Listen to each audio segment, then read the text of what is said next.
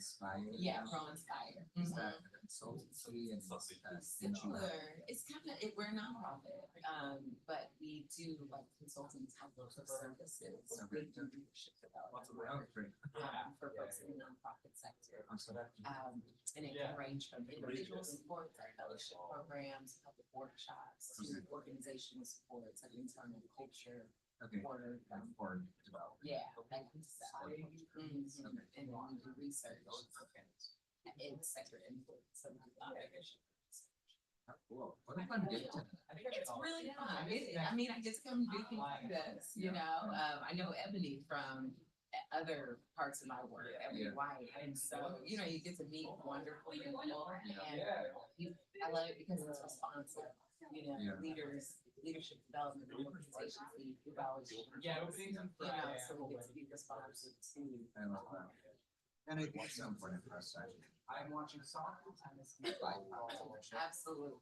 because frankly this existence. Yeah. And now as our political dynamics change, like the country has to spend. Yes. That is so exciting. We're gonna be the majority. Yeah. You know, and I think it is people of color being comfort for me. It's been, you know, being comfortable and not only taking up space, being freedom, being authentic. And with the yeah, we can bring our culture with us. We can bring it all. Yeah. And that is more than enough, you know. Yeah. So. Yeah. Mm. You have a biracial family. So my mother is, I don't know if I Afro-Latino. Okay. Or Latino. My mother is first generation, so her family's Oh. you know, she's blind. My grandmother is from and she speaks Spanish, or she spoke Spanish. So living in Texas, that gave me just a really interesting background. My dad was family from Texas, East Texas. I know this is cool. And my friend is Anderson. Hi, ladies. How are you? So good to see you. Good is the quick answer. We had to catch up sometime. Actually, in Korea, so nice to meet you. Thank you for doing this. I really appreciate it. So I'll be moderating. Gosh. Yeah, it was a lot. Yeah, that's right. Like my ETA kept shifting on me. Kept shifting. And then when I got here, it took me somewhere else. So I think I was 1650 to their parking. So I just parked and got out. And I was like, Yeah. I'm glad you got here. yeah, well, thanks for inviting me. Familiar with the calls, first time engagement? First time. Okay, so just. Like a friend's push. Yeah, sure. Do you want to use the restroom before we get started? I'm okay right now, but I probably need to try. Oh my gosh, we get some water. Before we start. How about I get you water and then we'll plan over here? Does that work? Yeah, and where else is that? I think they're just through this hallway to the left. People apparently already tried it. I can't see this. Go ahead.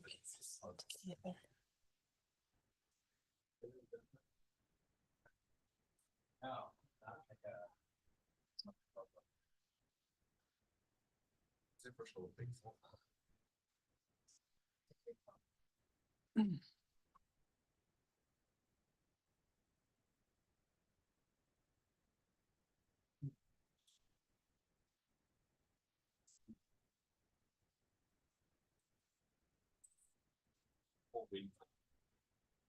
Yeah.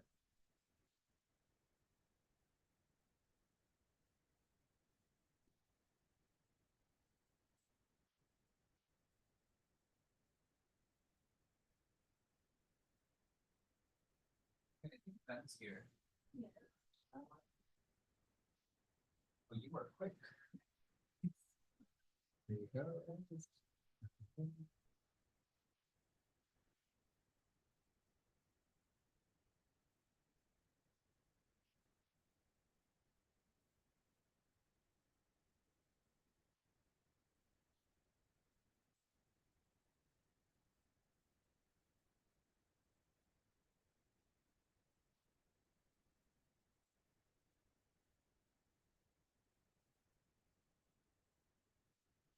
Thank you for the water.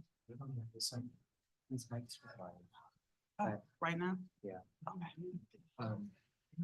CAPAL is an organization that participation in ethics. We are actually coming from 100% minorities, looking into the first public service internships. Okay. And our goal is to inspire the next generation of Asian American leaders to think in a cross-racial way, a cross-cultural way, Mhm. and to engage on the difficult issues that define our generation. So we're part of a nonprofit volunteer board. There's about 30 students right here this summer. The program's been on for 30+ years, so Okay. 900 plus Alumni. folks who have graduated from this program. It's well respected in the Asian American community. Federal internships, nonprofit internships, think tanks. Folks are mostly college sophomores, juniors, and seniors. Okay. All right, looking forward to it. I think I have a good sense of what you wanted to be asked, but I mean, these are pretty easy softball questions. Okay. Yeah, I feel like you're gonna be just fine. And it seems like you already know the answers. Yeah, she was one of my TA recipients. Yeah, so it's awesome to be on the panel with her. Yeah, she is good people. Uh-huh. Okay, so I think Ben's outside. Let me go find him and then we should be good to get started. Okay, sounds good.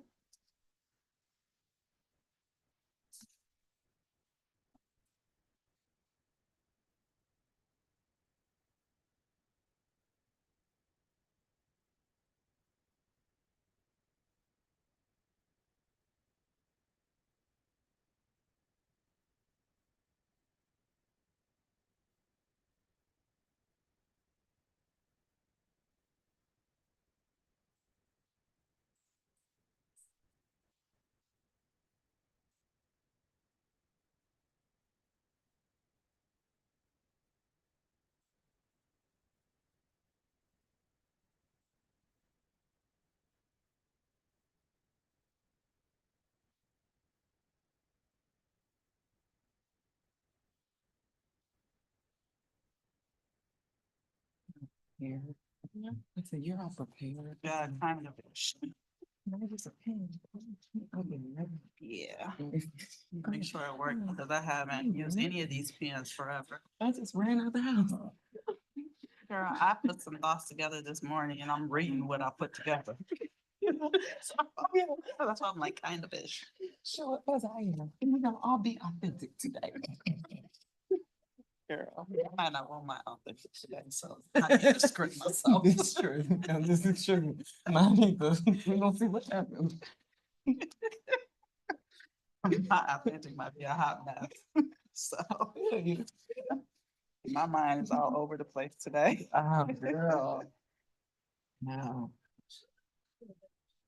Just keep thinking about Kamala. Kamala running for president. And I'm just so happy.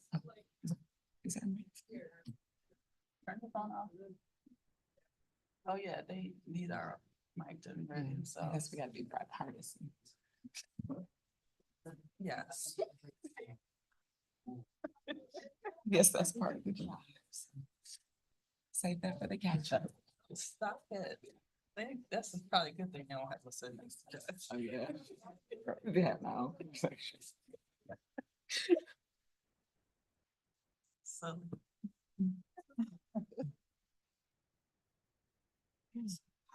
I was hot trying to run here to get here. I was like, ooh. So are you still in prosperity now or did you start your own venture? Master's in May.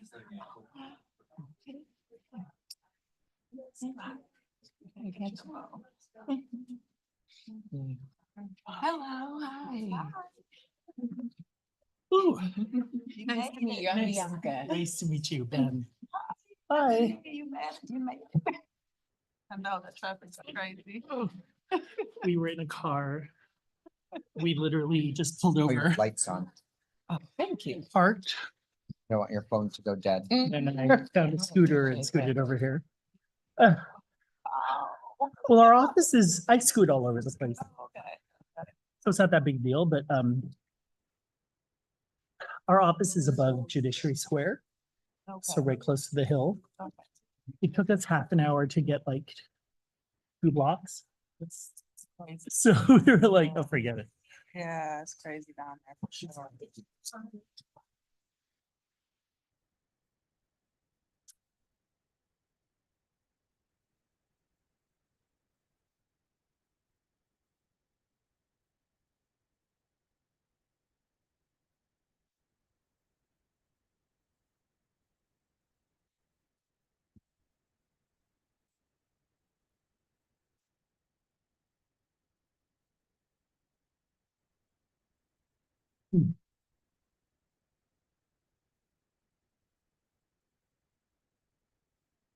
That's when you know it's official. Shama, are we good to get started? Yep. Okay.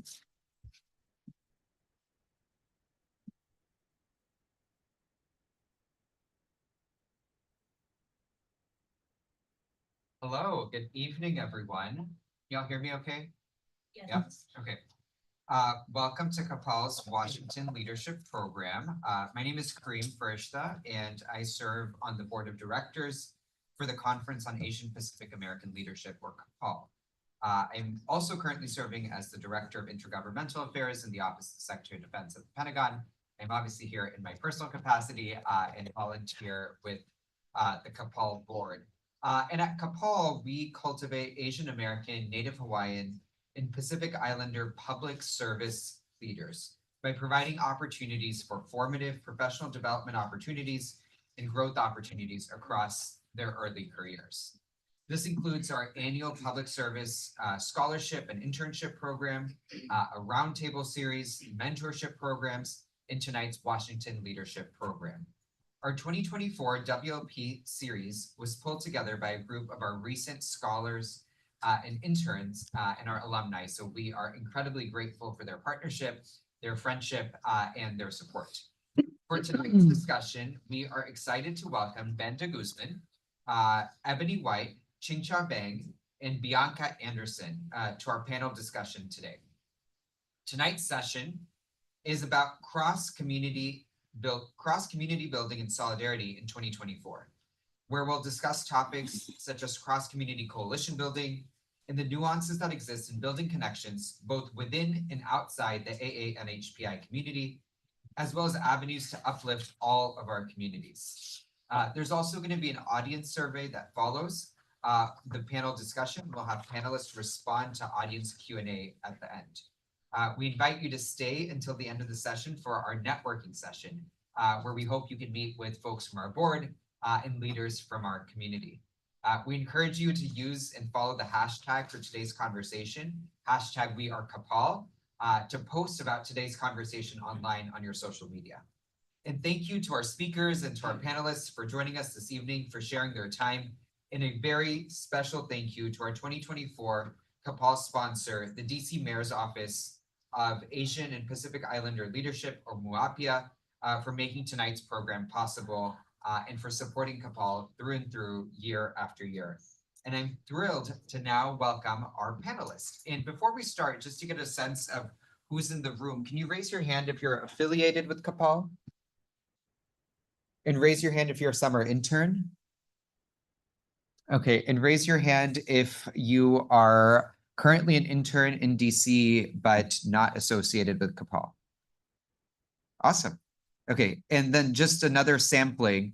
Or do we have, is everyone an undergrad, grad student? So if you're undergrad, raise your hand. Grad students working? Great, okay. So we are so excited to have today's discussion. We'll try to keep it as informal as possible. We have about 45 minutes for conversation, and then we'll open it up to discussion and questions. So start thinking about questions that you all may have. We'll just go around quickly, have the panelists share their name, where they work, and just a little brief description about what they do. So Bianca, let's start with you. Great. Well, hello, everyone. I'm Bianca Anderson. Really happy to be here with you. I'm co-CEO of ProInspire, and our organization is a capacity builder or leadership development organization, and our work centers racial equity. So we work with individual leaders and organizations as they work to embody their values around equity and justice. Great. So I'm Ben de Guzman. I'm the director for the Mayor's Office on Asian and Pacific Islander Affairs here in Washington, D.C., under our mayor, Muriel Bowser. And our office is the largest kind of its kind in the country. So God bless folks in California. I know we're at the UCDC Center. How many Californians are here? So I'm actually a Cal alum, and I am sometimes obnoxious about it, so you'll have to forgive me in advance. But so it's with much love to our colleagues in Minnesota, Washington State, California, some of the other offices, statewide offices of Asian and Pacific Islander Affairs. We've been around for 37 years. Again, we're the largest office of our kind that centers Asian Americans, Native Hawaiians, and Pacific Islanders as a local government agency. So I'm glad to be here. Thanks, Ben. Ebony? Hello, everyone. Ebony White. I'm the owner of Paramount Equity Consulting and happy to be with you all today. Does it count that I was born in California? Well, the work that I do is really supporting specifically philanthropic stakeholders and nonprofits, organizations who are looking to advance economic wealth building, health equity programs for underserved communities. And so I provide technical assistance. I also do training around how to use data. So how to analyze data, how to use it to inform your work, how to use it to be a tool for advocating, educating others around disparities, and really how to leverage data versus thinking about it as something that's just something additional that you need to do. I also do some technical assistance just around how to design human-centered, data-driven programs and designs that specifically around communities of color. And so looking forward to having this conversation with you all. Thank you. Thanks, Ebony. And then to Ching-Cha, who is joining us virtually. Yeah, thanks, Kareem. Can you all hear me okay? Yes. Wonderful. Thanks for the thumbs up. Hi, everyone. My name is Ching-Cha. I believe I met a few of you all last month in person. My pronouns are he, him, his. I'm calling out of Milwaukee, Wisconsin, born and raised in Wisconsin. My current role is Senior Program Manager at LEAP. LEAP is short for Leadership Education for Asian Pacifics. It sounds similar to Bianca's work, so I'm excited to be on this call with you, Bianca, where we provide leadership development for AA and HPI leaders across various sectors, including public service or public sector, nonprofit, corporate. We work with students, student organizations, etc. And so I'm excited to be here with you all. And one final thing I'll note is that I am a current board member of CAPAL. So you can see the background. And so really happy to be here and share space with you all as panelists and with our students and interns. Wonderful. Thanks, Ching-Cha. I am so excited about this conversation because we are truly joined by giants who care about cross-racial and cross-community culture and care about coalition building.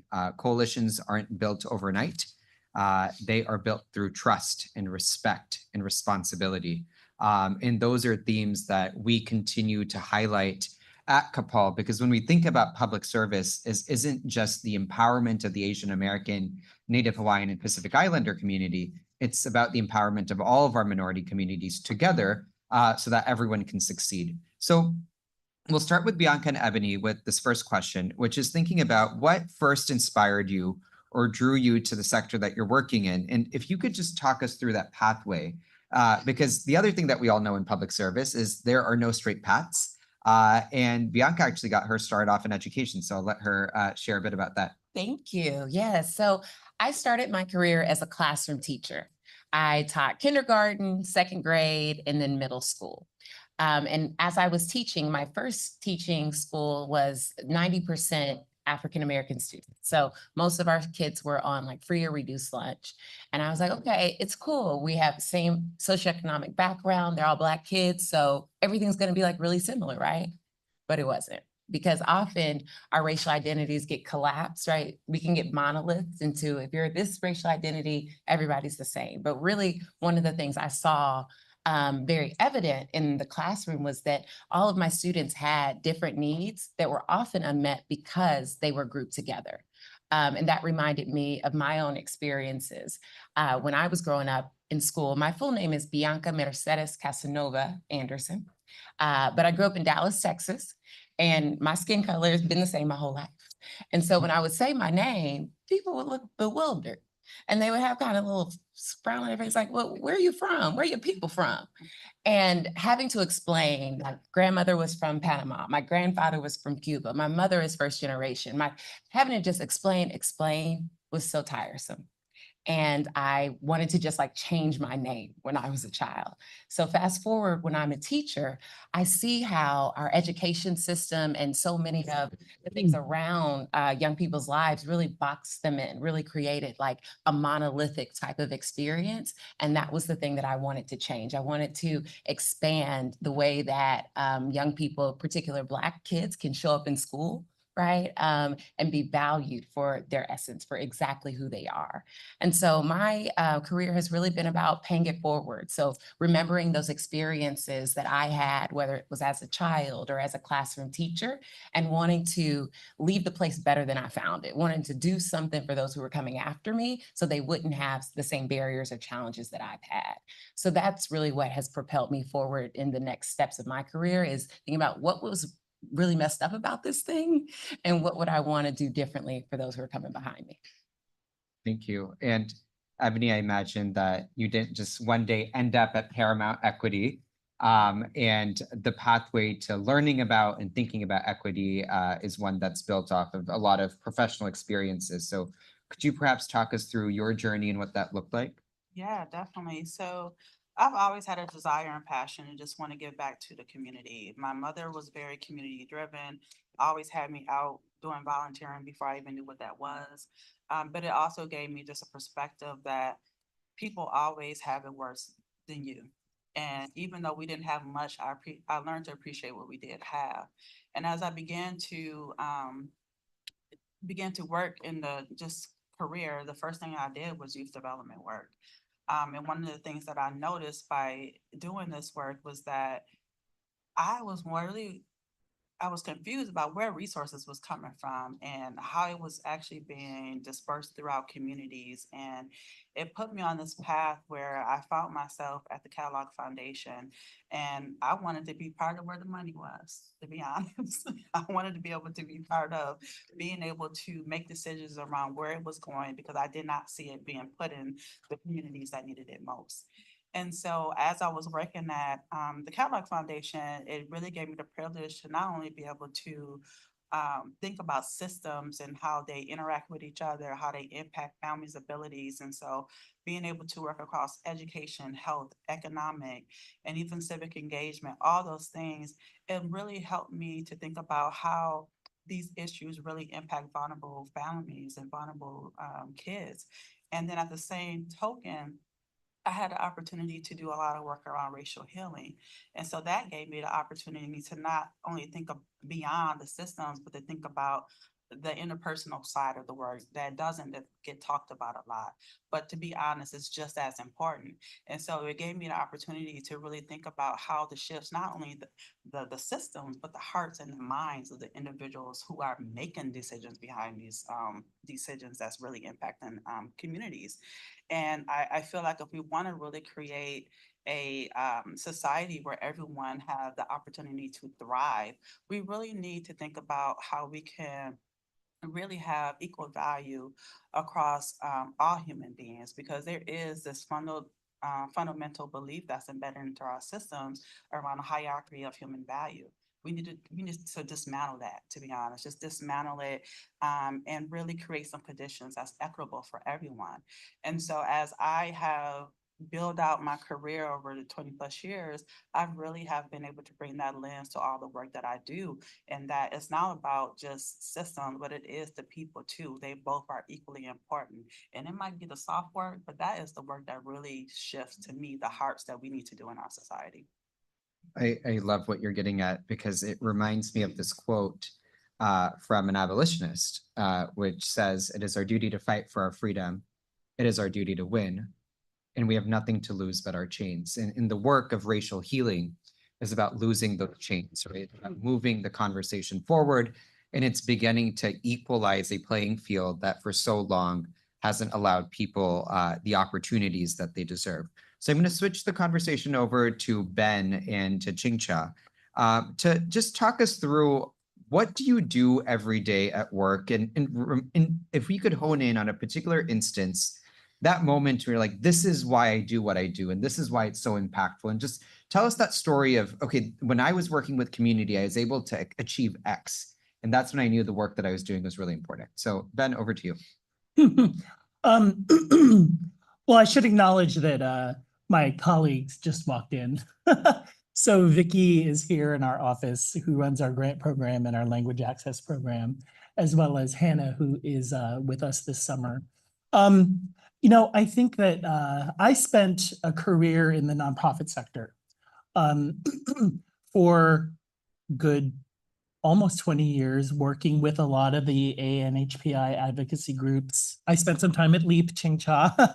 I was one of the co-founders for the National Queer Asian Pacific Islander Alliance. And it's really been only in the past 6 years that I've had this pivot to do local work for the mayor. And, there are so many moments here in Washington, D.C. where, at the risk of being cliche about it, you're in the room when it happens. Like you recognize that, some bill has been signed or some meeting, some historic milestone has been reached. But locally, I think what's been really most rewarding is that you actually get to see the people whom you're affecting. So we walk in Chinatown and we see the seniors that live in Wallach House, the low-income housing kind of senior center there, and they'll smile at you because they know that they are there because of the housing incentives that, that we were able to get them to buy their own building.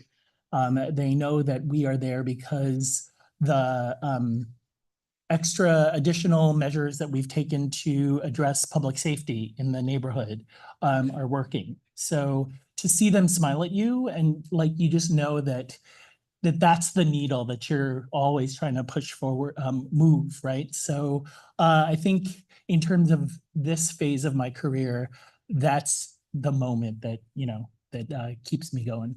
I love that. Chingcha, over to you. Yeah, thanks. Ben, good to meet you. And good to know that you spent some time with Leap. I think for me, how I approach this question is, well, in my day-to-day, I kind of shared a little bit what I do a little already. But how I got here is, I think, more interesting and lends a better answer to your question, Kareem. I grew up in a small rural town in a predominantly white area in Wisconsin. There was very little diversity. Because of that, I grew up and I started associating what like leadership was, what success was with like white American values. That's just literally like who the leaders in my town were like white American cisgender males, right? And so being among American, and I'm very kind of upfront about my ethnic identity. Hmong Americans historically in this country have very low levels of high school and college attainment rates. We have high levels of poverty, low levels of English proficiency. Although some of those things are changing with like more like children and more generations being a part of this country, it's still really important for me to acknowledge all that because the most important thing for me, the most impactful moments for me is actually being able to create space for communities of leaders, especially the NHPI leaders, in which I get to design programming for their specific needs. So I went from having no role models that look like me to then creating space for people to be role models, right? For youth and for younger folks that are striving to reach certain heights, creating pathways for certain people. And so I would say like those are the most impactful moments for me. One specific example of that was in early June, where I got to meet a lot of our CAPAL SNI cohort members during their orientation leadership week. So got to run a workshop from LEAP there and got to meet so many of our young and inspiring young people in the CAPAL program. just being able to interact with them during that moment, but beyond as a mentor, as someone who checks in with our CAPAL S&I, those are the moments that keep me going. And I would be remiss if I didn't share, similar to, again, Bianca, I started my career as a high school teacher in Milwaukee, Wisconsin. So I deeply believe that every experience that we all have really contribute to the impact that we all make in the now, but also in the future. And so I would never have ended up doing leadership development work if I didn't have no role models growing up. I wouldn't be a facilitator and speaker if I didn't actually spend time in the classroom, not just working with students, but with parents and community members. And so this topic for this WLP lands a special place in my heart, for sure. Thanks, Chingcha. I'm literally getting goosebumps as he's speaking about this because I can sense how palpable the sense of community building and leadership development is in this room. And that's why we're so excited about you all. Because we truly hope that one day you're going to be sitting on this side of the room and you're going to be talking to the next generation of leaders and telling them why solidarity shouldn't be an afterthought, but should be built into the work that we do. So I'm going to go into a question for Bianca, and then we'll just do one by one. And I'll ask everyone a slightly different version of a similar type of question is, why is building solidarity so important today? And what is changing in this landscape that if we don't do it, we're going to get it wrong? Okay, so why is solidarity important today? So a lot of my work is guided by principles of Black feminist thought. And the Combahee River Collective, there's a line that talks about none of us are free until we all are free. We are not single issue people, right? So I was born into intersectionality, right? I don't know anything else. And often as a Black woman, you can either be like, you're a woman or you're Black, but you can't be both, right? And that's not okay, right? And we know that's not actually true.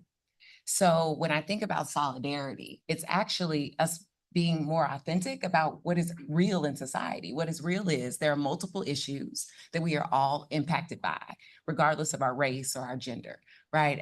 When I think about solidarity, I often think about it around like cross-racially, because that's where my work lives. And so why is it so important today is when I look at the workforce, right? We are becoming the global majority, right? People of color. And feeling like our issues are siloed is not going to get us to freedom, you know? And so solidarity is really important now because when I look at the workplace and I look at young people who are coming out of school, I see more and more folks who are parents are from places outside of the US. I see more and more folks who have multiracial backgrounds, right? And so just getting to a place where we all can be free, you know, is why it's important. And it's even more important now because if we don't, we are staring fascism and like collective catastrophe if we don't. I love what you're getting at, which is saying solidarity as a conduit to freedom, right? So there's freedom from, and then there's freedom for, right? And I think Bianca is getting at both of those elements, freedom from X, but also freedom for our people and what does that look like? So I want us to take a step back and think historically. So this question is for Ben and for Ebony. What are those moments in history where you think solidarity was truly defined? And as you look at the movements of solidarity that are going on today, have we arrived and how far do we need to go? So Ebony or Ben, whoever wants to start. You want to go first? Sure. Yeah, so when I think about some historical events, I mean, to be honest, we can go back to the civil rights era. A lot of people don't really pay attention to the full story and all the different types of activists that were involved. And it also makes me think about narrative change and how if you take things for what's on the surface, you might miss a lot of good information and a lot of good context. If I think about, let's just say like the Black Panther Party, for example, they're known for being violent, they're known for being anti-white. That was not the case. Like there were so many different other activist groups that they worked with because they knew that they were not going to be able to reach the socialism that they were striving for by themselves. So they actively had a lot of multiracial coalitions where they worked across Puerto Ricans, Mexicans, Chinese, even some poor groups that advocated for poor whites. But that's not told. That's not in our history books. And so when you think about the work that's been happening in this space, it's been happening for a long time. The thing about it is when it comes to media, when it comes to who's telling the stories of how we come together, it for those people on the other side who don't want us to work together, they're working very hard to keep that stuff on the low low. Even if we fast forward to everything that was happening around George Floyd, we had people walking across all type of walks of life, race, ethnicities in the US, outside the US, like even coalition, I want to say, wasn't there like an Asian American Agents for Black Lives Matter or something like that? Like, yeah, it was so many things that were developed. And so it's not a new concept. I think the problem is that we only do it in numbers under crisis. I think there's an opportunity for us to do those numbers where we're being more proactive and not being reactive to something that's happening. And I think that's the space where we really need to work more collectively, be more intentional about it, because again, it has been happening in our history for a long time.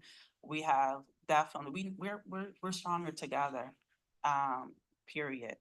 If we want to fight oppression, if we want to fight racism, all these things that's very much thriving today in our world, we need to come together, and that's how we can really dismantle a lot of these things and create a new society that just works better for all of us collectively. Because as Bianca mentioned, we are the majority. Thanks, Ebony. No, I think that's right. I was trying to think through all of the kind of historical moments, and I actually landed on the civil rights movement also, in the sense that the Civil Rights Act was passed in 1964. A year afterwards, the Immigration and Naturalization Act was passed in 1965. So that kind of political space that made the Civil Rights Act possible also opened the door for the US to change its essentially racist quota immigration laws, right? And more importantly, it created the idea of family immigration. So at the risk of asking a question, how many folks here are either immigrants themselves or the children of immigrants, right? How many people here came to the US through a family visa from, either their parents, or maybe people aren't as aware of that.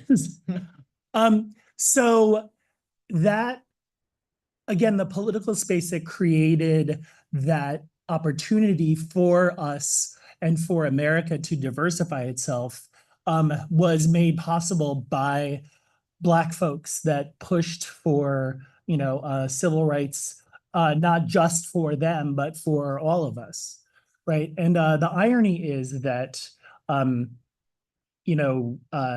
family quotas were essentially created as sort of an instrument of white supremacy. Like they thought, oh, well, most of the families that are here are white, so, whatever. And then all of a sudden people started coming in, and then they brought their families. And so it created the diversity that we now know today, right? So there's so many other examples. I mean, at the risk of getting through the traffic that got us here.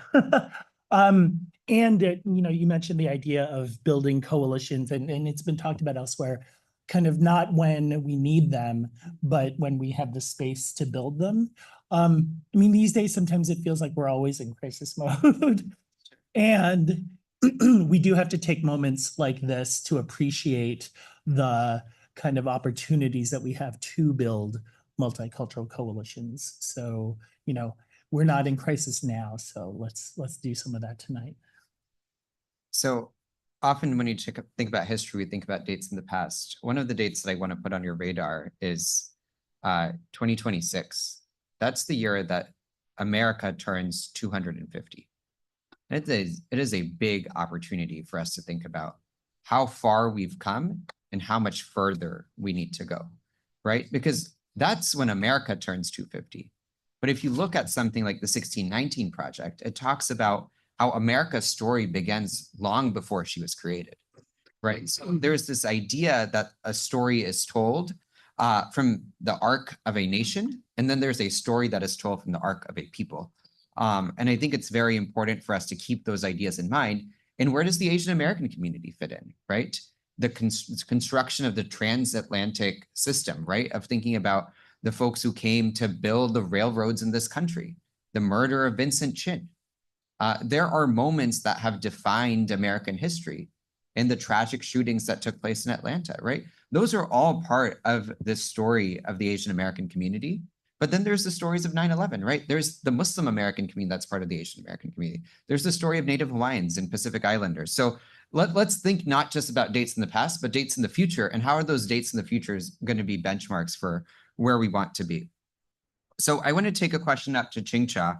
As we think about these nuances, what are some of the phenomena that we should keep in mind as we think about community building across races, across cultures?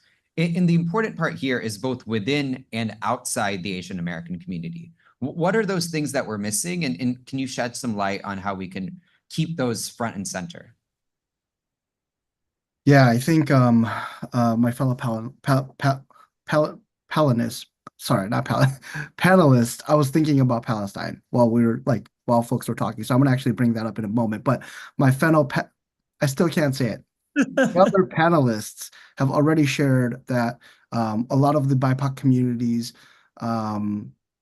struggles, challenges are rooted within the same systemic policies and thought patterns that are designed to keep BIPOC communities down, right? Immigrant communities down, low-income communities down. I like to think of one specific example to Wisconsin that is a great example of an organization that builds communities and relationships across Black and Southeast Asian communities. And this organization is called Freedom Inc. Maybe you've heard of them, maybe you haven't. They're a small but really mighty organization that's led by Black and Southeast Asian queer leaders, folks that I really look up to and inspire me to continue kind of challenging and unlearning and kind of interrogating the ways that in which I grew up thinking about certain things. This organization is a Black and Southeast Asian nonprofit based in Madison. They work with low to no income communities of color. They focus largely building space and community and capacity for gender justice, queer justice, and Black and Southeast Asian liberation. I bring this up because recently, in the spring, they played a huge role across the last 25 years in getting Senate Bill 240 passed in Wisconsin, which requires all K through 12 schools to teach Hmong and Asian American history, right? And so that was a huge milestone that was not nearly covered enough across the country.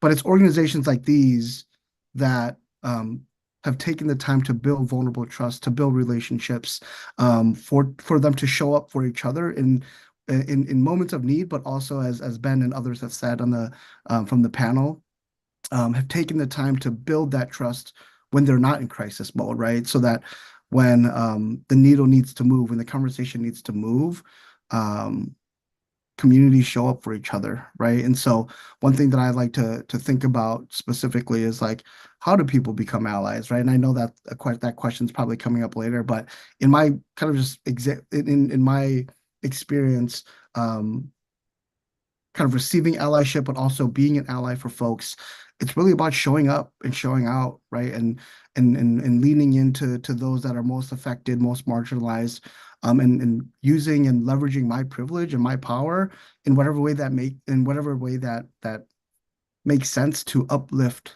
the voices that are most affected. And so I've been able to largely look to a lot of the Black and Southeast Asian queer community leaders to really guide my thinking again, in how I'm kind of learning and unlearning what coalition building means, what cross-racial community building means. I'll pause there. I was going to mention a thing about Palestine, but I'll pause there for now because I know we're running short on time. Thanks, Ching-Cha. As I'm hearing all of our panelists share their insights, I am realizing that we're in this imaginative space, right? The world as it should be versus the world as it is. And I think it's really important, especially as interns, to envision the America that can be rather than the America that is.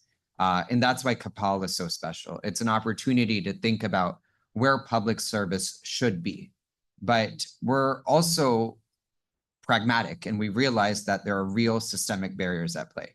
So I'm going to ask Ebony and Bianca a question around barriers. We've imagined where we want to be, but we realized that there are systemic barriers in place. Can you just magnify what some of those barriers are and tell us how do we begin to overcome these racial, religious, social, economic barriers that we continue to see? Yeah, I can start. Sure. So one of the systemic barriers I think about just in my own life, but then in society more broadly, is redlining. And you know, just where people live, where certain people could live historically and couldn't live. Because we know that I'm from Texas and we had no public transportation system, right? So my family was like, could only live in this neighborhood. We had white flight, you know, there other families could only live in this neighborhood. We have no public transportation. Well, I actually don't get to build trust, right? Before a catastrophe, right? And then it feeds that fear of difference, fear of the other. Because just like there are stereotypes around Black folks, there are stereotypes around Asian folks, right? And if I don't spend time with folks and get to know them as humans, then what the world will do is dehumanize us to one another, right? And then all of our systemic barriers, they confirm that, right? So they keep us separate. But I think specifically about like redlining, access to transportation, schooling, those things that would allow us to be in space together that actually work to separate us. Thank you. Ebony? Yeah, so to build on what Bianca is saying, I also think intentionality, meaning everybody, you can't use one strategy to connect or reach out to a group the same. You have to really take the time to understand how to engage in their community, how to understand what is the connection points, what is it that you have in common. Through some work that I did, called the Truth Racial Healing and Transformation Initiative. It was something that was done during my tenure at the Kellogg Foundation. That to me is a guide. It's a guidebook that really looked at several different sectors, just to name a few, looking at things from things like separation was one of them. The law was one of them. Health was one of them. Because one of the things that beyond just how we're separated within communities is our sectors, they don't talk. But they really impact each other and impact the work that we're trying to do in a much needed way. And a lot of times when they need to collectively come together, they don't have those relationships. They don't have those safe spaces together to even be able to think about what does it mean to actually work collectively together. And so what I liked about the TRHT was that it was really grounded around not only the systems that impact children and families, but the racism that's embedded within all of it. And really, how can we create some guidance to communities, whether that is your neighborhood, it could be your organization, it can be your community. And so we worked with over 130 experts across different industries, sectors, walks of life, to really come together and think about what does it mean for different communities within and across communities to come together to not only create space to be able to understand how we all have been impacted by these systems and our families have been impacted by these systems, but to understand how we are all coming to this. And because once we do that, it actually makes it easier to be able to have some of the harder conversations around the systems piece of it. And so the reason why I'm bringing this up, because this was something that was implemented in 2016. We have 14 different cities that actually took this on. And since then, not only do we have some lessons learned to really think about some of those barriers and some solutions, but they actually just recently came out with another updated guideline. So I think we have some things to learn from too, right? Where we're not always working in crisis mode. But how can we expand on efforts like those? And how can we think about being able to activate these systems? And so one of the things I'll say learnings that came out was you not only need to know how to activate the systems and the institutions, but the people. The people who are like really impacted by these systems need to be part of the conversation. They need to be leading it, to be honest. And when we're thinking about people, it's not only across race and ethnicity, but also it's everything from how can we literally unlike the energy of young people to really also harass it, like, not harassing, but harnessing, not harassing. Harnessing just the insight of our elders, right? So how, because that's another thing, like with some of the work that I've done, we don't bring them two together. And when we do, it's like, well, they don't take us seriously enough, or and then the elders are saying, oh, well, they think they know it all. It's like, how can we create space for people to actually learn just the assets and the strengths that we all bring to each other? And I think there's just a lot of more opportunity for us to think about what that looks like within and outside communities. Thank you. So one of the responses to barriers is creating allyship. So I'm going to hand it over to Ben, who has been working on this for such a long time in the Asian American community. So what can AANHPI community members do as allies, and what does allyship look like for our community? Well, I think Ching-Cha and other folks have already spoken to this in the sense that, excuse me, we're all stronger together, right? But what that says to me is that allyship is not just the right thing to do.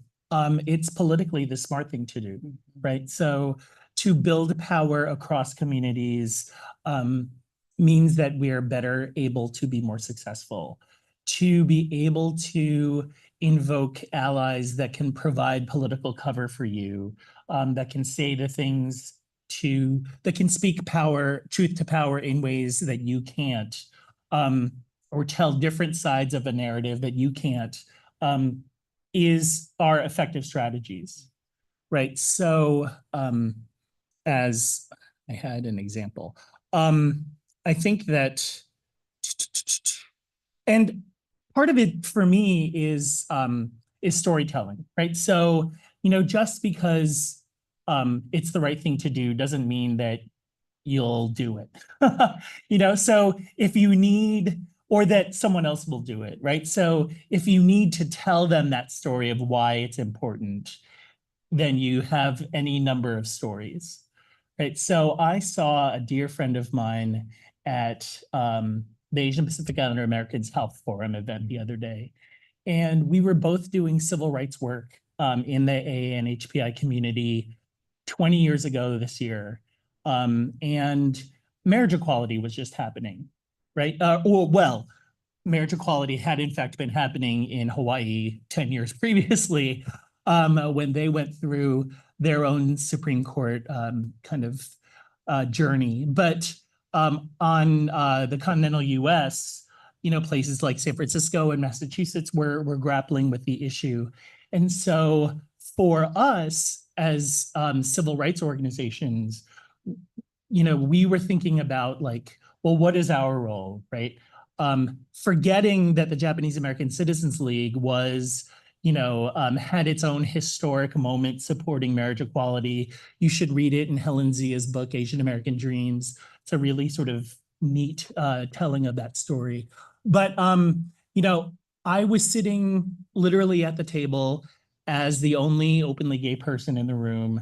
But my friend, who is now on the board of the Health Forum, as a straight ally, was the one who said, well, we should be doing this. This is a civil rights issue.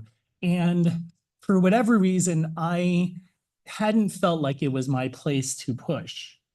But once she said it, that allowed me to kind of be more openly myself, to talk about what it meant for me. And then ultimately be given more work and having to kind of carry that through. But yeah, no, I think that it was actually in that moment too, the mid 2000s, where so many of our AA and HPI people were the leading faces in many of the civil rights issues. So if folks remember Dan Choi, who was the face of Don't Ask, Don't Tell, if folks remember, the folks in Hawaii who were part of the cases for marriage equality 10 years before it was happening on the continental US, we have always been kind of at the center of a lot of these issues. So it makes it even more important for us to tell our stories, because we can make those connections of allyship, not just for people showing up for us, but more importantly, us showing up for other people on other issues. I love that. And Ben, without being prompted, has shared this idea of building power, which is exactly where I wanted to end it. I have a last question for all the panelists. It's going to be rapid fire. And if you're online, please start thinking about questions that you have for our panelists. If you're sitting here, start thinking about questions that you want to ask. We're going to have about 15 to 20 minutes to ask questions. But on power, that's why we're here. We're here to build community power, cross-racial community power, and get you access to positions of power and not just be proximate to them. There's a difference between proximity to power and then being powerful, right? And not power for the sake of vanity, power for the sake of community empowerment.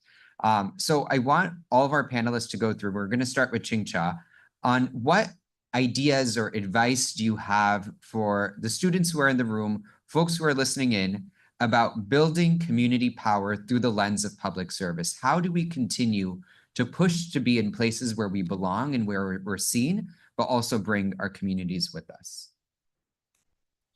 Yeah, thanks for teeing that up, Kareem. I think the way in which I'm thinking about this question, or some advice I'll share to the audience members who are either like entering or thinking about entering the public sector, the public service sector, is to really like take your time. Like I would say like you're not gonna get to that impact that you wanna have if you rush towards it. Although some of us like for me, I was on the opposite side, but some of you all might have this kind of like this career path pictured. I was someone who didn't, but I was lucky enough to start off my career as a teacher, right? In which I mentioned before. And by taking my time through that and actually reflecting on the impact that I was able to make and to continue making through that experience, it totally changed the trajectory of my career, but in the best ways. I became a lot more like values and impact driven. I became much more like cognizant of my social identities and how I kind of impact others by being in the same space as them, became more empathetic. I grew in my resilience. All of these things I name because they can serve me in any kind of career or role that I'm a part of. And so the advice I would leave you all here in kind of relation to like power, and kind of inching towards building like collective power for BIPOC communities is like it's okay to take it slow, take a leap into the unknown, because you never know what your true impact is going to be until you actually just try things, right? Like for me, again, it was teaching, loved it, made some impact, but it changed me in ways in which now I landed in nonprofit. Never thought I was going to do that either, right? Now I'm working explicitly with like AA and HPI communities. In other roles, I'm volunteering with CAPAL as a board member and other local organizations. And all of that wouldn't have happened if I just like if I follow this career trajectory that I thought I was going to take, which again was very muddled from the beginning. But that's my advice for the young folks in the room. Well, Ching-Cha's always on message and just used his organization as a verb. So 10 points for him. From one teacher to another, Bianca, over to you. Yeah. So first, when I think about power, I think about it in three ways: power to, power with, and power within. Often when we talk about power, we talk about power to, right? Which can be like power over, decision-making power, authority. And that is really important power to have, right? As CEO, I have power to. And I would not have my power to if I did not have my power within. And so when I talk about what builds power and then the collective power, I think it's first building your own power within. knowing that we are more than what the society or these stereotypes, these stigmas say about us, right? We all have a purpose. We have something to contribute to the world. The world needs us. It needs you. And so being able to stand in our authentic power and truth, that power within, I think helps to cultivate the power with, right? Whether it's power within community, power across community. If I'm standing in my power, I can see yours too, and I'm not intimidated by it, right? And so when we build power with, we are able to create lasting change. Adrienne Marie Brown talks about change moves at the speed of trust, right? And power with is trust, right? I trust you to be in solidarity with me. I trust you to do your share. I trust you to have my back and I'll have yours. And so when we can build that power with, I think that's where we get to like collective liberation. We get to places where the collective really does have power. Great. I love how you're talking about power. And Ebony, from a paramount equity perspective, what does it mean to build power, and what's your advice for the group? Yeah, I was, definitely building on what's been said. I think it's important to understand the role that you have and the impact and the influence that you have with those around you. And so before you can really engage with others, I think it's important to do your own self-work. To understand what the biases is that you have. We all have them. It's natural. But I think it's important to understand what they is and how they show up and how you engage with people, how you even make decisions, because those are some of the things that you actually have the ability to be able to change. I think another thing is when you're thinking about who you can influence, don't be afraid to speak up for those who don't have a voice. Don't be afraid to share that power, share that space with others. And so even if you not being asked to, even if you're not being directly impacted, to have the courage to lean in and take that risk and be in an uncomfortable space with others is something that creates opportunity for that shared power, for that shared risk taking. And so when I think about power, I think about also just the risks that we have to take in this type of work. We're not, because of the root issues that's at the bottom of the work that we're trying to do, we're not going to see the impact that we want to see overnight. So I would say definitely stay optimistic, stay flexible, because there's a lot of things in our society that will make you want to hurry up and jump and get to that power too, where you are just putting the hammer down. That's not necessarily the right way to go all the time. And so I would say definitely, pay attention to, again, where you have influence, because we have everything from the pandemic, the injustices that we've seen around police killing, around hate crimes. We have immigration crisis. We have so many things. We have the attack on our democracy that's happening in an election. Like, the list is long and it's exhausting, to be quite honest. I would also say, don't watch the news a lot. That shit would, I'm sorry, I cussed. I didn't mean to. Don't watch the news a lot, because it will drain you. You don't want that. So when you're thinking about that, I'm thinking about it from a self-care place of not only thinking about the power that you have, but also the power that you can share with others, and the power that you can motivate and embed in those around you. Lean into your leadership, lean into the leadership of others, and then that's how we can create just the muscle to be able to have that collective power that we need. Great. And Ben gets the final word. In some ways, I think it's what I want to say is not maybe it's the flip side of what other folks have said. And that is that sometimes we're trained not to seek power for ourselves, right? We're more collective, or we're more family oriented. And I would challenge us to be mindful of the trajectory that you talked about, right? Like community building, connects to community empowerment, connects to building political power.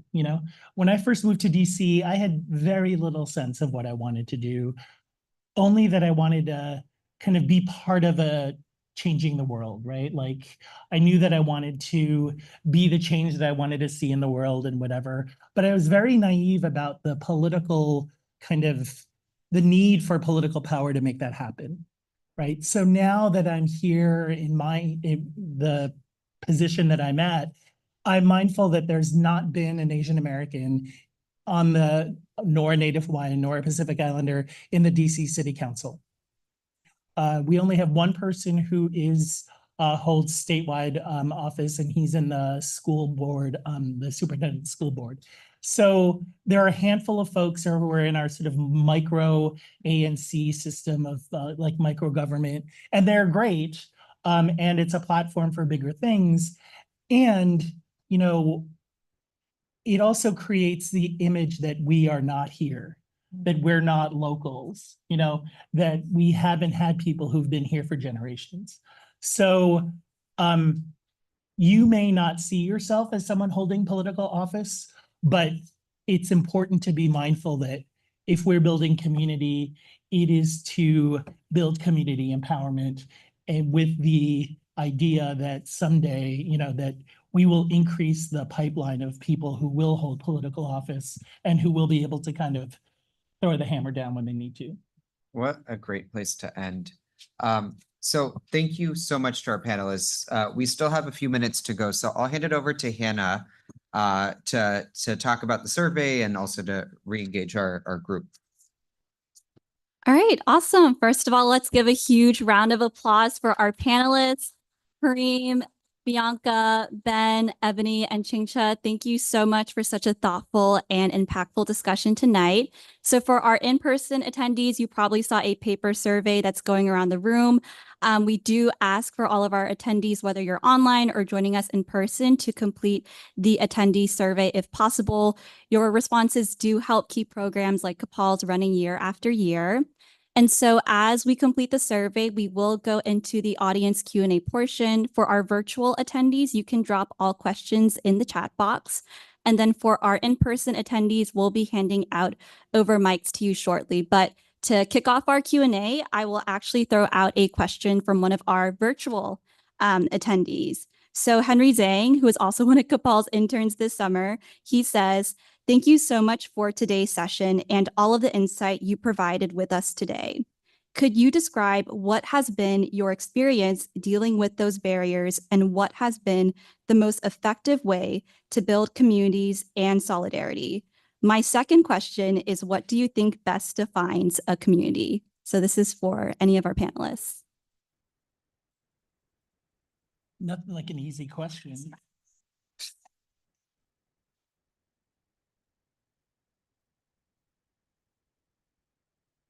So I'll get us started.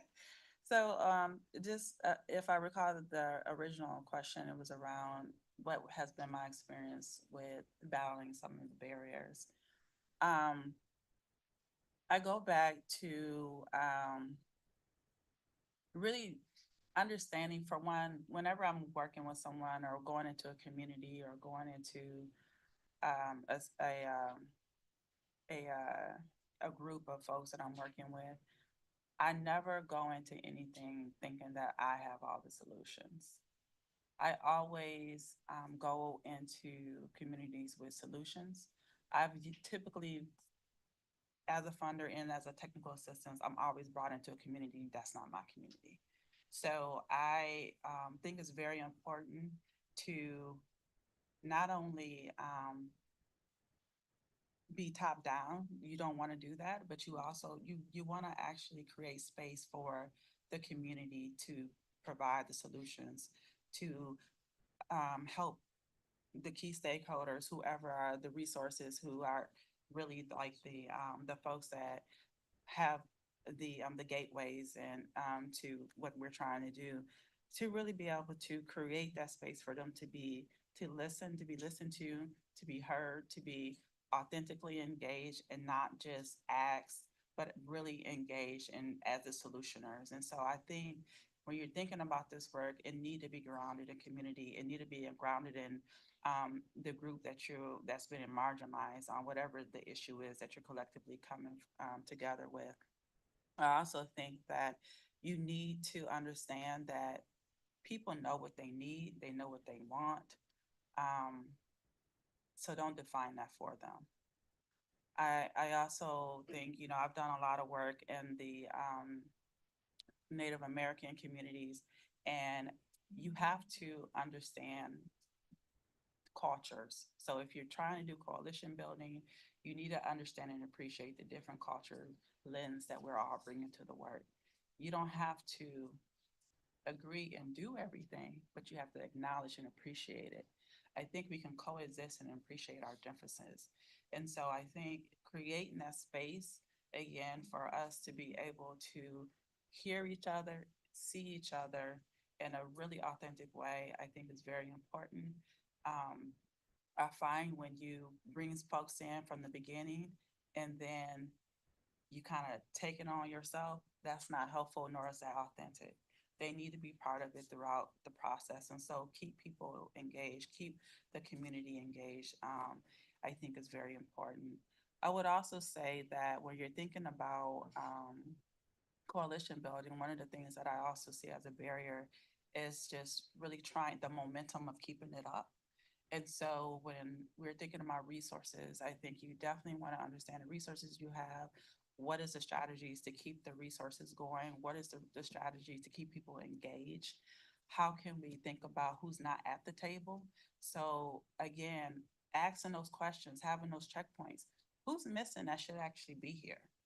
And if they're not here, don't say, oh, well, I've tried. No, try a little harder. You know, don't take the easy route of doing, I reached out one time and they didn't respond. Maybe you just didn't reach out in the right way. So sometimes, especially with specific groups that have been harmed in so many different ways, you're gonna have to work a little harder for them to come to the table and to feel safe to want to even be there. And I would also say, this is not a space to be comparing war stories. It's not the space for that, you know.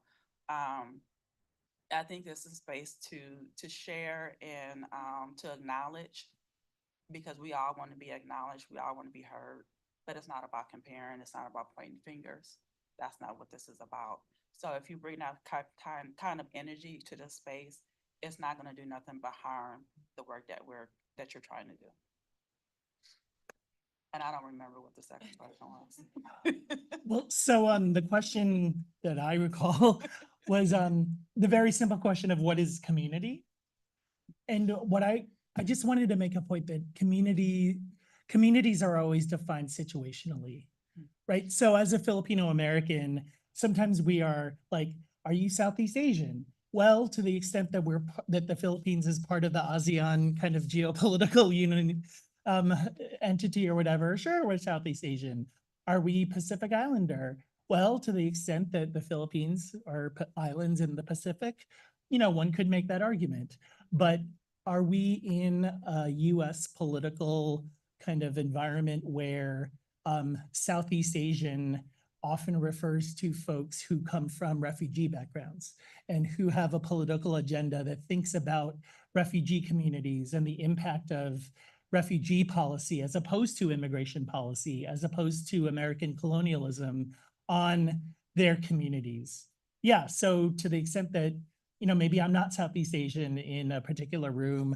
I think CRAC is having their trainings this coming week. Is that right? They're coming up.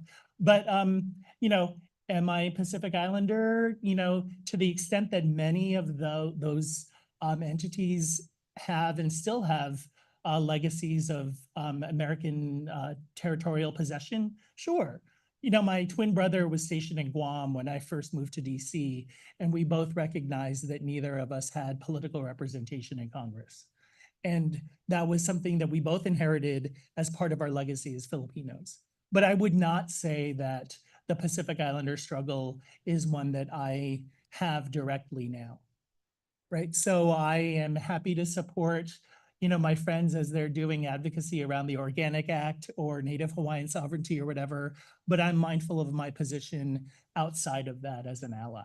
So I think there isn't sort of a platonic definition of community, but it's always shifting about depending on what context you're in. Any questions in the room? Maybe we can take a couple, because we have about 10 minutes to go. So this requires a little bit of explaining, but.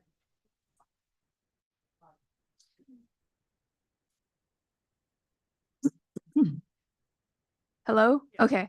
By the way, I'm Hannah. I'm the intern at Moapia, and also Kareem is my lovely mentor through CAPAL. So I guess as I'm considering working in government, public policy, public service, I've been asking myself this question a lot, kind of like Black feminist literature. Audre Lorde talks about how we can't dismantle the master's house using the master's tools. And I'm still conflicted over the answer to that. And so I guess it's like a theory of change question of, do you all think through your personal experience, whether it's working in government or public service, nonprofits, that you can move that needle of change and enact that kind of change, I guess, within the system using the quote unquote master's tools, I guess? That's a good question. We could, Oh, go ahead. We'll get a few more. So I need to write them down. yeah, let's just take a couple, or else we won't get to everyone's questions. Or do we want to get them together? Yeah, maybe let's get a Like few. stack them? Hi, my name is Fong. I'm an OCA intern. This question is also kind of similar to the previous question, and it's a little bit loaded. So are you sure you want to take them all? Yeah. Okay. This one is also for Bianca. I'm really inspired by a lot of the abolitionist work and abolitionist knowledge that you're bringing to the panel today. So thank you so much for that. You mentioned scholars like Adrienne Marie Brown and Audre Lorde, who are very explicitly abolitionists. And as one myself, I'm trying to navigate how to exist in spaces such as the nonprofit space. So how do we as young people or as abolitionist scholars bring these principles and ideologies into these spaces tied to corporate irresponsibility, whether it be nonprofits or federal agencies? Because as an Asian American person, I see a lot of policy initiatives that most often harm other Black and Brown people, but hidden under the guise of protecting the Asian American population. So how do we move towards much more intentional solidarity work? Whew, I think you probably know more than I do. I think you got to answer. Sorry, we'll do- Yeah, let's just we take group this 'em. one last question. Hello. I wrote it. Hi, thank you guys so much for sharing your experiences and stories. My name's Meghna. I'm also an OCA intern with Fong. And my question, just a little bit of background as well. I just wanted to kind of touch a bit on like the history of like solidarity, like with the civil rights movement. My own parents came here on H-1B work visas. So kind of like on the flip side of that, there have been moments in history where communities that were in solidarity or tried to be in solidarity have diverged because of like rhetoric from external sources that convinced people that their interests diverged. I'm thinking like the women's movement and like voting rights for Black folks, and how they were convinced that it's either the 15th Amendment or the 19th Amendment, and it can't be both. So in those types of historical moments, when people are trying to divide us, create a wedge, I'm thinking modern times, affirmative action, how do we withstand, resist, and overcome those attempts to divide communities when all of our interests and all of our freedoms are intertwined and are collective? How do we like resist those forces that are trying to put those wedges between our communities?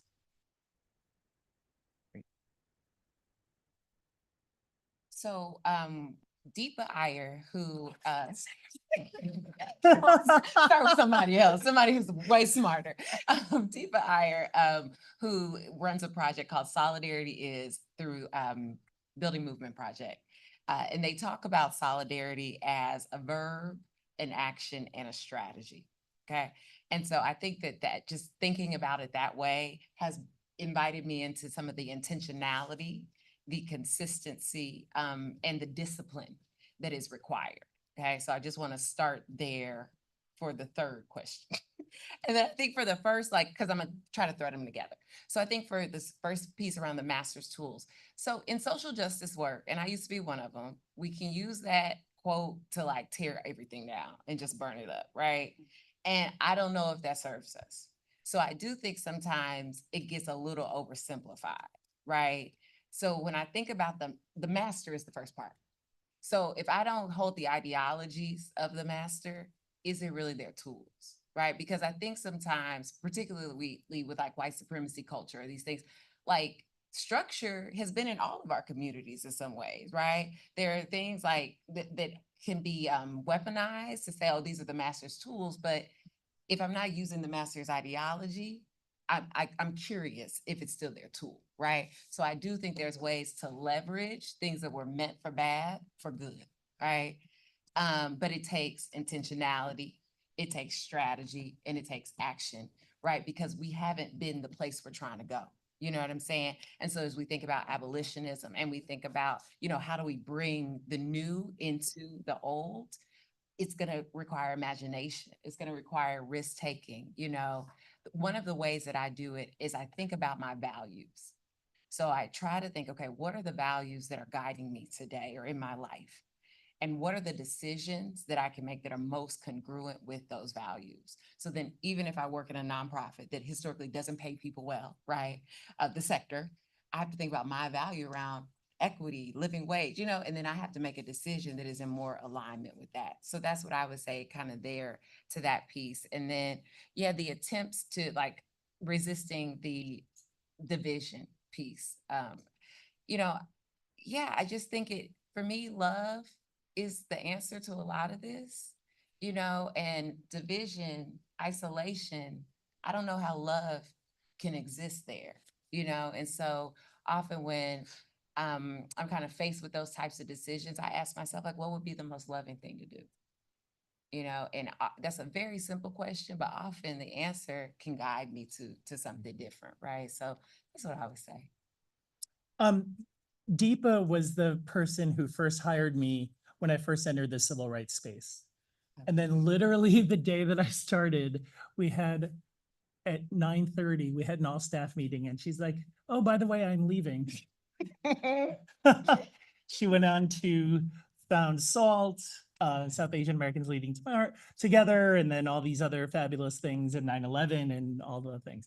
But I bring her up also because I wanted to point to her kind of typology of this ecosystem of social justice, right? So I think thinking about the different roles that people play in a social justice ecosystem can help us think better about like our proximity to the master's tools, right? Like some of us are not going to be the ones laying the hammer down. Some of us are going to be the healers. Some of us are going to be the teachers or whatever. So kind of thinking about what role you are most suited to play can help you sort of rationalize that. And then the whole, in terms of the whole divide and conquer, there are so many stories about ways in which people have overcome that kind of divisive rhetoric. And so I think telling those stories means a lot.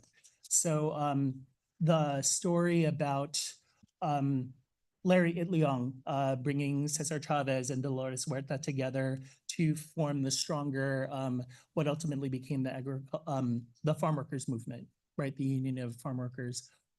Whereas, had they been kept separate, which was the, grape workers and the vineyard owner's intent, that movement would have fizzled.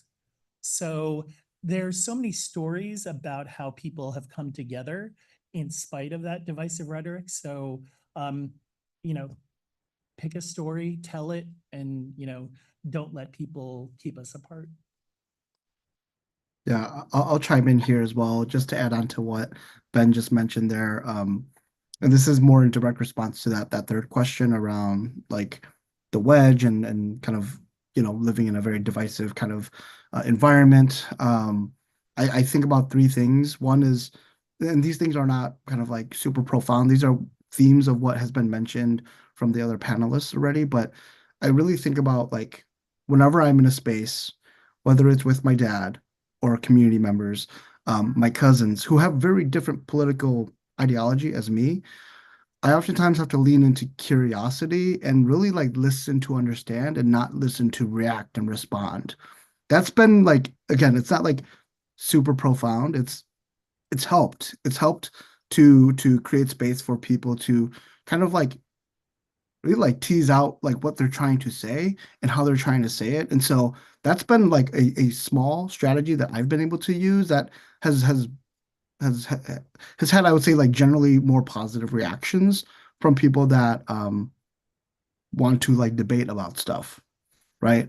Another strategy, and I've mentioned this before, is like being willing to unlearn certain things, whether it's like unconscious bias and taking time to reflect on those things, whether it's unlearning some of the rhetoric that's kind of like being spread amongst like social media, just like being willing to take time to really like expand your self-awareness so that you're better able to understand yourself, but yourself in relation to other people, and then unlearn some of those behaviors, some of those thought patterns that might perpetuate inequities amongst other people that exist within intersectionalities.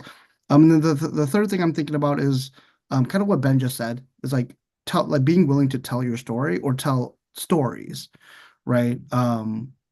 I think that's the best way that I've learned how to become a stronger ally. That's how people have learned how to become a stronger ally to like the Hmong refugee, like in me, right? That struggled through school, that got put on academic probation, that didn't know how to apply for financial aid, that like people were able to tell their stories. I was able to connect with them, build that trust, and then now I'm able to tell certain stories and articulate certain stories that hopefully are able to kind of create different connection points for you all, right? So that's more in direct response to that final question. I didn't write the first two down, but I think my fellow panelists were able to kind of respond to some of those. But I'll pause there. Yeah.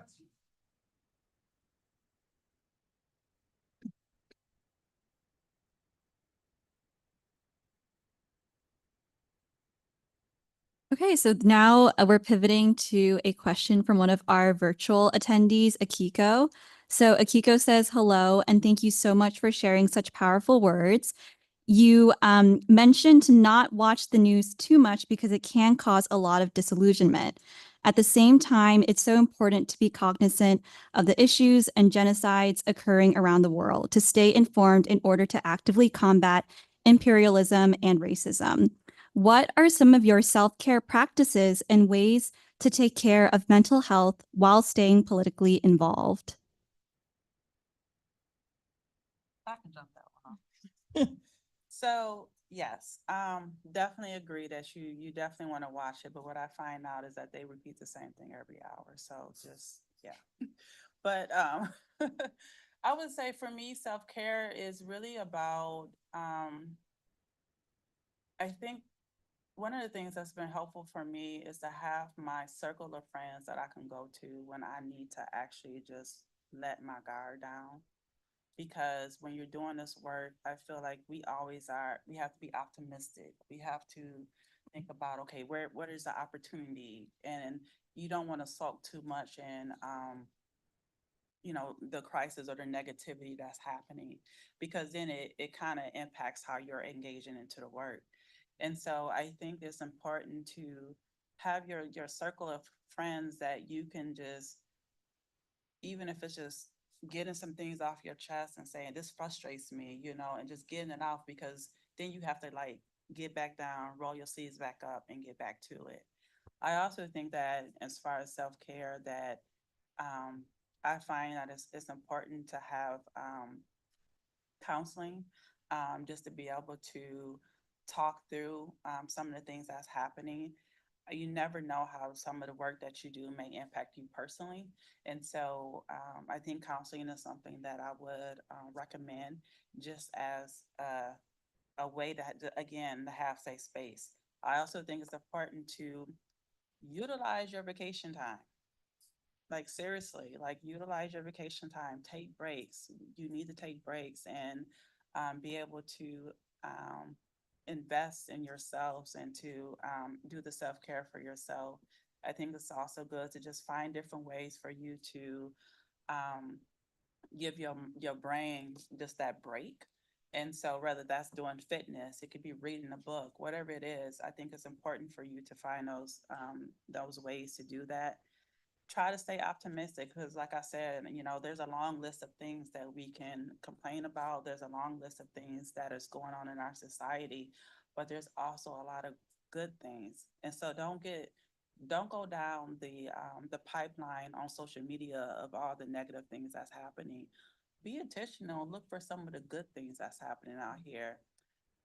Really appreciate the wins that you see in your work. Because like I said, we're trying to address solutions that are deeply rooted into our society. And so when we have those wins, that is to me awesome. Like to see the impact of your work on a day-to-day basis. Like I will say nonprofits do a lot of work that are in some ways just honestly band-aids to the issues that's happening in our communities. They are. But guess what? Those band-aids are those wins, and those band-aids are real solutions for real families in their moments of need. And so while we're still working on these long-term solutions, there's short-term things we need to do. So give that just as much energy as we give those long-term things. And lastly, I would just say is enjoy each other, like celebrate each other. Don't only come together in crisis. Come together in celebration. Let's be intentional about it.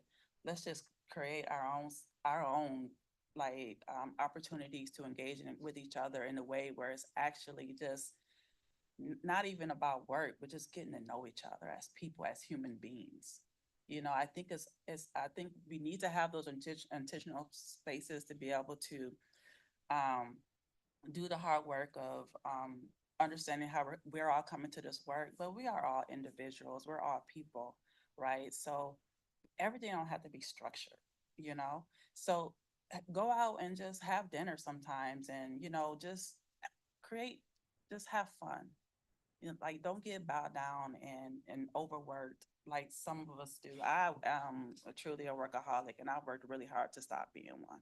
So don't do that. In the nonprofit sector, that's very easy to do. Don't do it. Don't work on the weekends. Don't do it. Can I add? Yes. Workaholic, recovering. Yes. I'm a recovering angry activist. So when I started my work, we was mad. I was young and mad, and I just wanted to, and then I burned out. Yeah. Because you can only be angry for only angry for so long, right? To Ebony's points about joy and fun and play, right? Those are a part of our liberation too. I want a world where Black kids can play. That's actually the world. So how do I create it now, right? So living into those things. And one of the things that I've been trying to reframe for myself around like self-care is no longer looking at self-care as something I do, but something I am. So I am a person who cares for myself, right? As opposed to a thing I need to do for maintenance. So then it takes me to, so what do I do? My rituals, my practices that keep me well daily. Do I journal? Do I think about gratitudes? Do I take a walk? Do I spend time with my dog? Like whatever those like micro things are that you can build into your everyday life. Because as we were just talking about, the crisis is everywhere. So whether you're watching the news or not, we are feeling it. We can feel it at an energetic level. We can see it in our daily lives. So it's finding us. So I think it is just being consistent around learning how to care for ourselves and care for others simultaneously, and allowing that hope and joy to carry us forward. When I first moved to DC, I hate the narrative of DC as a transient city. But I bought into it when I first moved here. I was like, yeah, nobody stays here very long anyway. But I think if you discover your passion, you discover your joy, it helps keep you here despite working too hard. For me, when I was in my 20s, it was gay volleyball. Like that kept me here. That brought me joy. I'm older now. I probably should get back to the leagues, but I do karaoke now. So, I think like it helps keep you grounded, like in your personhood, but also in your space, like I would not have been here. I moved here in the 90s, so do the math. Even though I said, oh, I'll just stay here for a couple of years.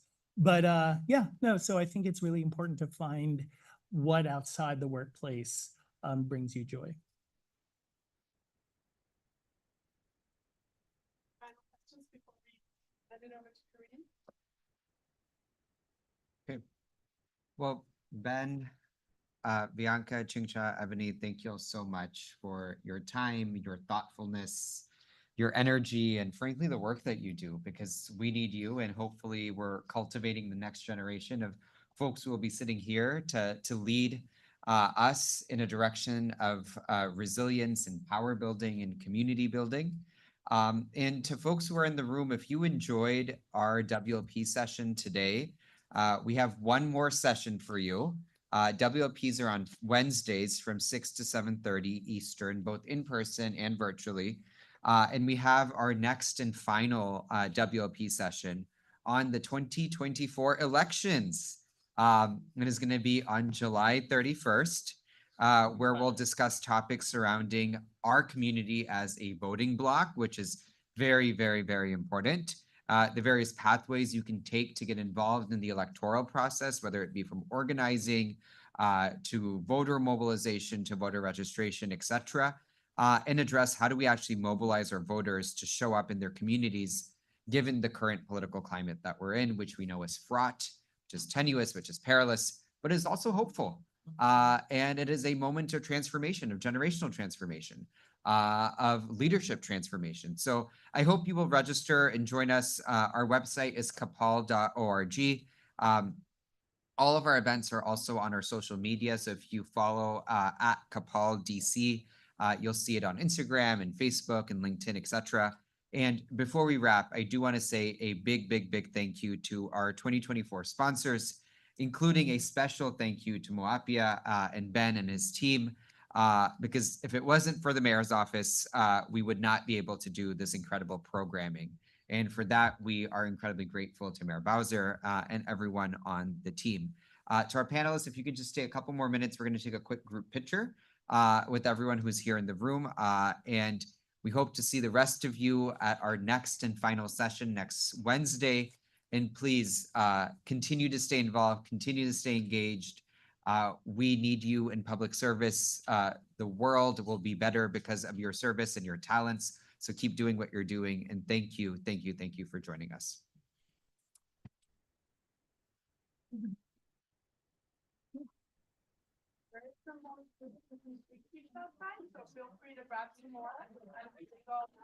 Can our panelists stay for a group photo with Chingcha as well? I think we can do it with Chingcha in the background if you guys want to. Yeah. All right, maybe you can text it. Can you text it to me? We'll put it on our social media.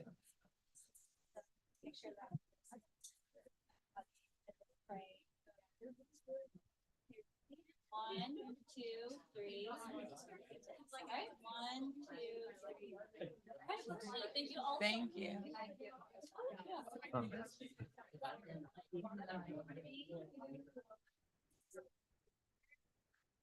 Thank you.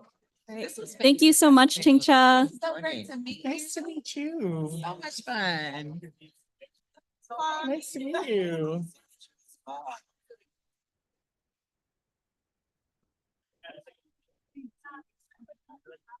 Let me give you your pen back. I'm about to see it. Hey.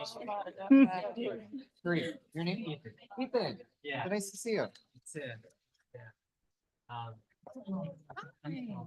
Yes, I want to reintroduce myself again. I'm super inspired.